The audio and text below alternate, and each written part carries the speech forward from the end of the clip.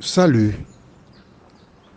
nous avons une nouvelle édition spéciale dont le thème est Prions pour le SAMU.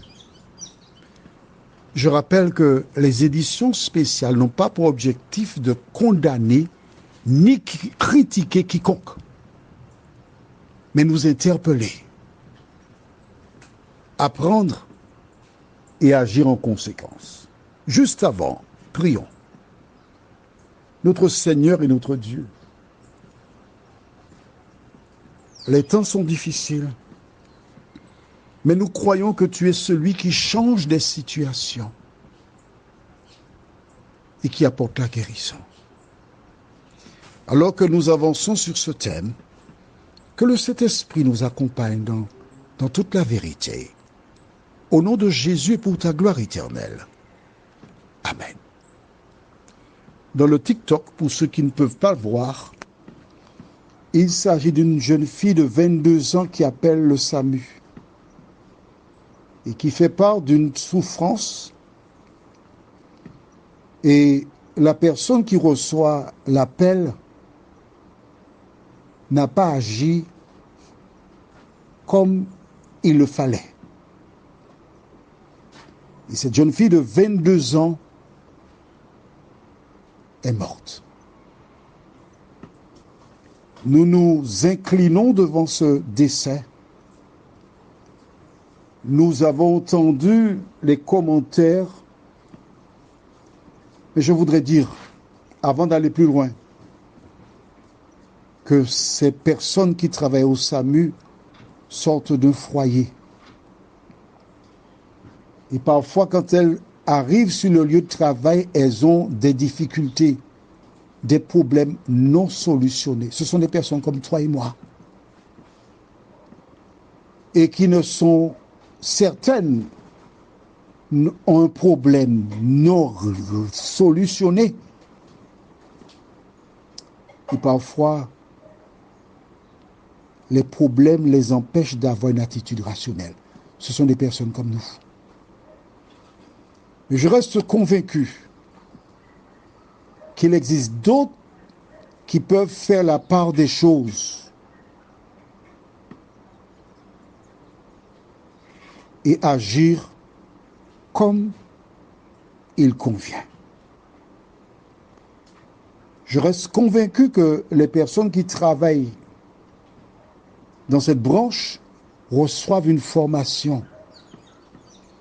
Mais tous nous savons que la perfection n'est pas de ce monde.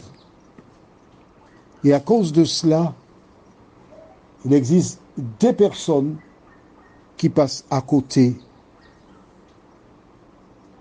de leur travail. Une enquête est menée ou fut menée, mais je veux croire que toute la vie de ces personnes, elles réfléchiront à leur attitude.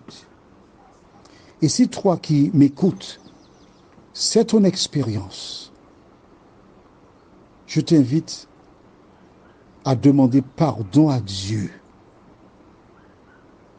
Demande au Seigneur de te soulager de cette souffrance et de penser à autre chose. Qui que nous soyons, nous devons être sensibles à la maladie, sensibles aux appels téléphoniques. Vois-tu, le décès de cette jeune fille doit te servir à l'avenir quand quelqu'un te parle. Tu penseras à elle et tu agiras autrement. Mais quand tu rencontres Jésus, que dois-tu faire?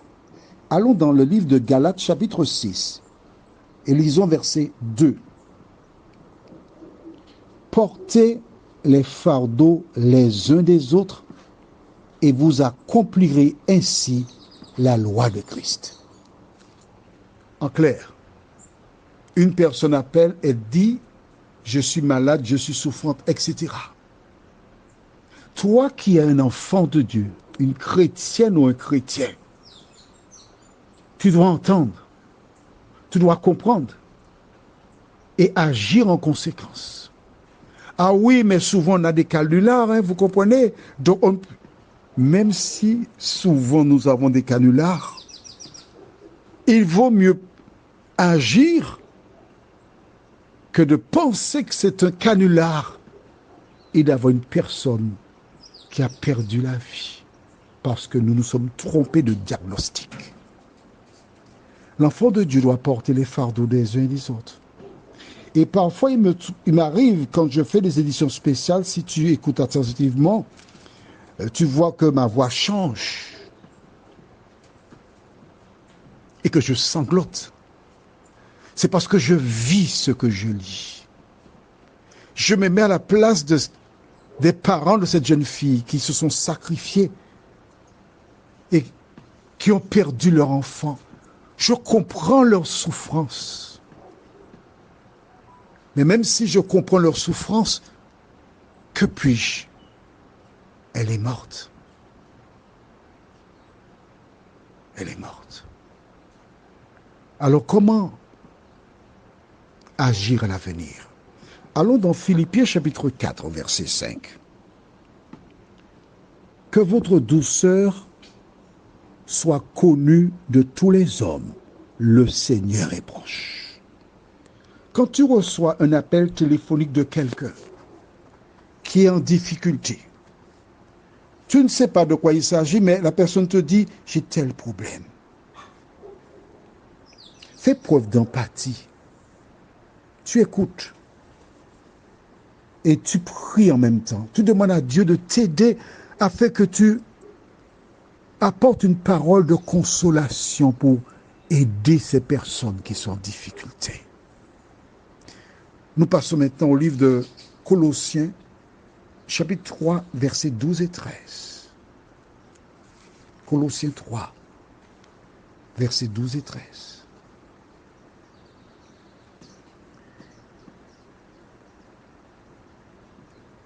Déclare, supportez-vous les uns les autres, et si l'un a sujet de se plaindre, je vais lire à partir du verset 12. Ainsi donc, comme des élus de Dieu, saints et bien-aimés, revêtez-vous de sentiments de compassion, de bonté, d'humilité, de douceur, de patience. Je reprends le verset 12, c'est trop beau. Ainsi donc, comme des élus de Dieu, saints et bien-aimés, revêtez-vous, c'est-à-dire habillez-vous de sentiments de compassion, de bonté, d'humilité, de douceur, de patience. Si ces personnes avaient rencontré le Christ, si elles avaient mis en place la parole, cette jeune fille serait vivante. Le verset 13, supportez-vous les uns les autres, et s'il l'un a sujet de se plaindre de l'autre, pardonnez-vous réciproquement, de même que Christ vous a pardonné, pardonnez-vous aussi. Voilà. Dois-je ajouter quelque chose? Oh non. La parole de Dieu est suffisamment claire. Alors toi qui travailles au SAMU, je t'invite à lire la Bible, à relire ces versets. Demande à Dieu de t'aider à te revêtir de ces sentiments-là. Demande-lui pardon si par le passé tu as eu un autre comportement. Et rappelle-toi qu'aujourd'hui c'est cette jeune fille. Mais demain ça peut être un de tes parents, ton enfant. Par ton comportement, par ta manière de faire, tu inculques aux autres comment agir. Prions. Seigneur, nous te présentons toutes les familles qui ont perdu un enfant parce qu'il y a une lacune au niveau du personnel du SAMU. Nous te présentons ces personnes qui jusqu'à présent souffrent. Alors nous voulons leur dire à travers cette édition le Seigneur permet parfois la mort, des handicaps. Et nous n'avons pas toujours toutes les réponses. Mais Dieu fait toujours ce qu'il y a de meilleur pour ses enfants. Seigneur, console les familles. Console aussi le personnel, celles et ceux qui sont conscients qu'ils ont commis une erreur. Et permet qu'il y ait un changement. Nous t'en prions au nom de Jésus pour ta gloire éternelle. Amen. Que l'Éternel continue de te bénir et fais de ton mieux. Bonne journée à toi.